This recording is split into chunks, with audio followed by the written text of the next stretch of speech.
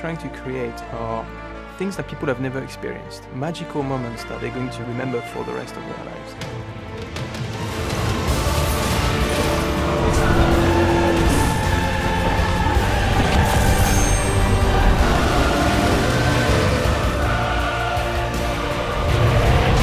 It's the morning after the PlayStation 4 unveiling.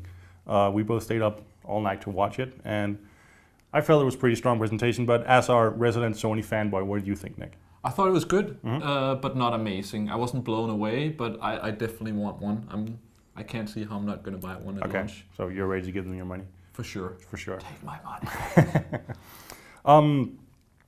A lot of the stuff that was actually talked about had already been rumored, and turned out most of the rumors were actually true. Yeah, it seemed like it was too good to be true. Yeah. All the cool stuff. Actually, it seemed the only stuff that wasn't true was some of the bad stuff. Like it can play use games and things like that. So that was very, very nice to hear. It was odd that they didn't actually show the machine.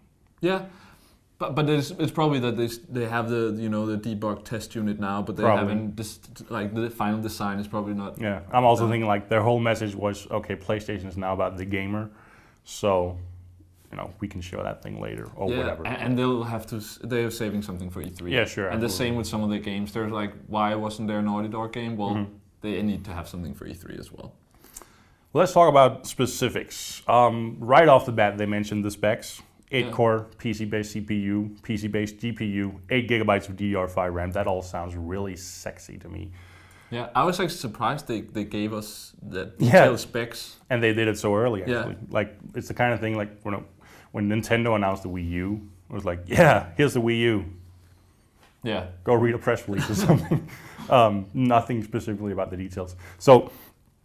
And they didn't start off the conference with like half an hour about PS3 and Vita That's and true. Move and Wonderbook and stuff. And no graphs about sales or anything. It was a pretty atypical Sony presentation, I felt. Pretty nice.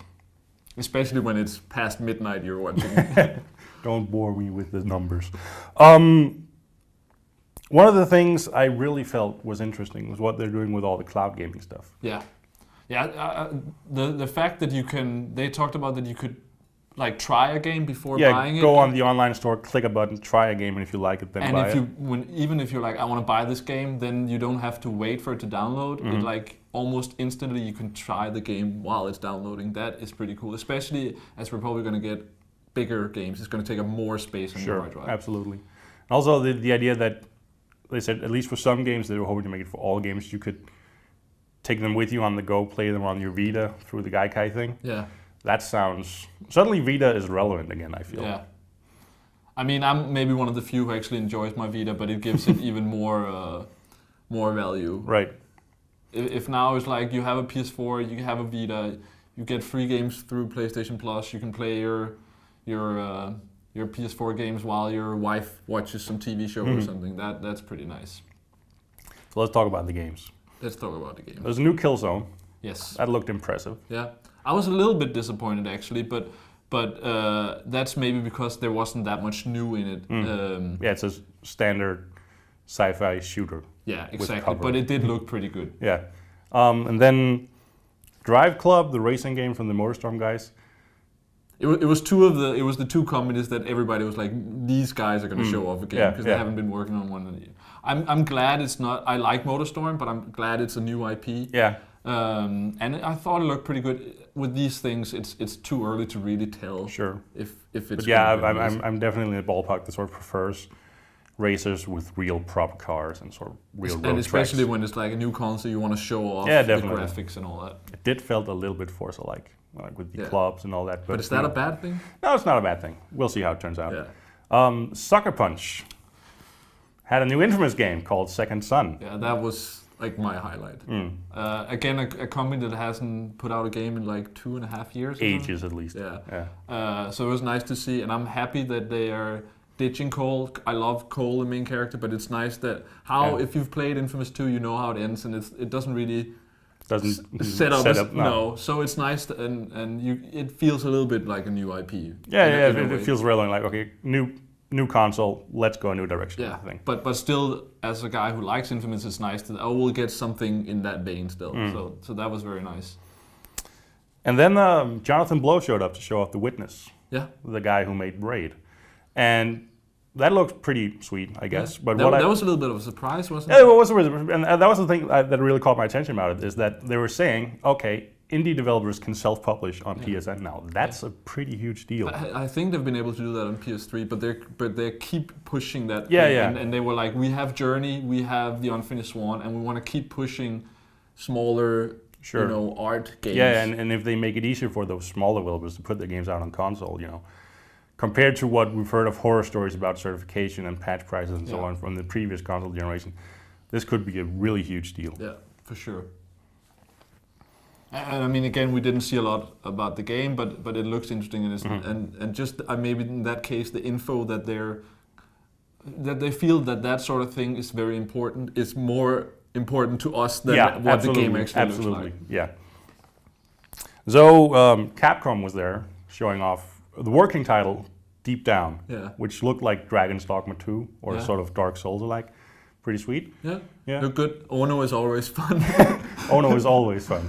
I mean, and it's nice to see. It feels like a guy in a company that cares compared to one of the next ones. I think the next one was Final Fantasy. Yeah, that was where it was like, oh. Yeah, the Square Enix was there, and they showed off the exact same tech demo they showed at E3 last year, and then they announced that they would be announcing a new Final Fantasy game at E3. Thanks. And it's like they put that at the end of the show. We're like, let's just show the cool games and then we go to bed. They phoned that one in. Yeah.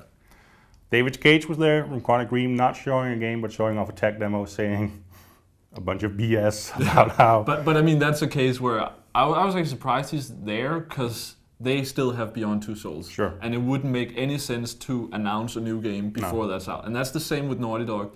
Maybe they're not going to show the next Naughty Dog game until at E3 because now Last of Us comes out the week after E3 or the week of E3. So you don't want to, so you don't want to sort of spoil their momentum or whatever. Exactly. Steal their attention. And with a game coming out this year for Quantic Dream, I don't think they have as many people working as Naughty Dog probably has 2 teams. Even though they say it's not teams, but they're, people are going back and forth. But Quantic Dream is probably just, the artists are working on the early stuff now on this because they're done with Beyond Two Souls. And then when that's out, it's going to take maybe 2 years or something for that to happen. And then Blizzard announced Diablo 3 for PlayStation 3 and PlayStation 4. Pretty cool. Sweet. It's going to be interesting to see how, because they were like, we have a partnership, and does that really mean anything? They used the word strategic partnership. I don't know if that means exclusivity or not, but I'll interested in finding out. I don't think it does, but it's still nice for Sony to have. We have Blizzard at our conference. They don't do these sort of things. No, never. And be like, we have Diablo. They're not even at E3 usually, so it's kind of a big deal. So it's pretty big, and I'm so excited to play Diablo on console. Right. And when you played Diablo 3 on PC or Mac, I think everybody was like, this seems like a console game. Media Molecule showed off something weird. Yeah. I mean, I think it seemed some people were not too happy about it, but as we know, Media Molecule is working on Tearaway for the Vita, and that is a small game. Yeah. So we kind of know that they're working on something else. And I think even though it didn't look like a game that's like, oh, it's the new Uncharted or God of War, the idea that they're still being creative and they have these things, and maybe it's, not as childish as Wonder Book is, but I think having things like this and letting Media Molecule be creative and not just do Little Big Planet 3 is great. And it looked like one of the more interesting move things. I don't know if it looked like a game that I wanted to play, but it looked like something I wanted to play. But it didn't look like a game either. The whole creative part looked pretty cool to me. Sure. Ubisoft had Watch Dogs, showing free roam gameplay for the first time, something that wasn't mission based. That was pretty cool. Yeah. Also, wasn't quite as overwhelming as the E3 thing. I was never really overwhelmed by Okay. Watch Dogs, but I mean, it's cool and it's nice to have confirmation, even though we kind of knew it was going to be next gen. Same thing goes for Destiny. That's coming for PS4 as well, with some exclusive stuff. Content. That was DLC. crazy. Yeah, that was a surprise, especially because it's Activision publishing, it's Bungie developing. Call of Duty has been Xbox mainly ever since the fourth game, I guess. And you'd think that the way they worked with Microsoft before, that they would at least, I mean, I would think they would have exclusive stuff for Microsoft, and maybe they do, but at least just have it, the same, not have exclusive stuff for PlayStation. So that's going to be interesting to see how much that is and how that's going to work. Maybe they burn some bridges. We don't know. Yeah, maybe. Maybe. And last but not least, a sort of release date. Holiday 2013. Nothing about whether that was for the US only or if it was global. I think I remember in Europe when the PS3 launched, that was a couple of months after Christmas. Yeah, it was like holiday, and then we got it in the spring. And I think it's going to be the same for this. They want to push Japan, where Sony is from, and they want to push the biggest market, which is the US. And I mean, you could say they're kind of safe in Japan, but that's their home market, and it's not as big as a market. Where Europe, I mean, Sony is the leader in Europe, so I don't think it's as important to them to... they probably feel Europe is a safe bet, maybe we don't have to. Yeah, I think it's more important for them to be out early in the US. But yeah, it's good to hear that it's coming soon. We might get to play it. We'll probably get to play it at E3, but we might have it in our living room this year. That's crazy.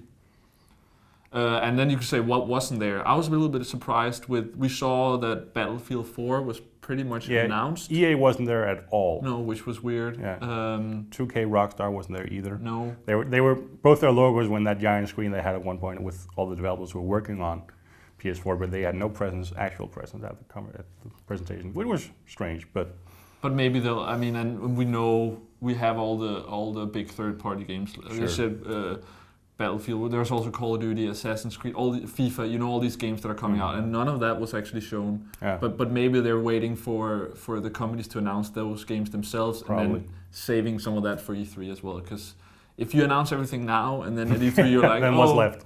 Wonderbook 2 or something, then it's going to be pretty disappointing. That'd be sweet. So it's about spacing that information Absolutely. out. And no price. Yeah, no price either. Which makes sense. Yeah, that's another E3 thing probably. And that was about it, I guess. Yeah. So overall, nice presentation, some nice surprises, nice looking hardware.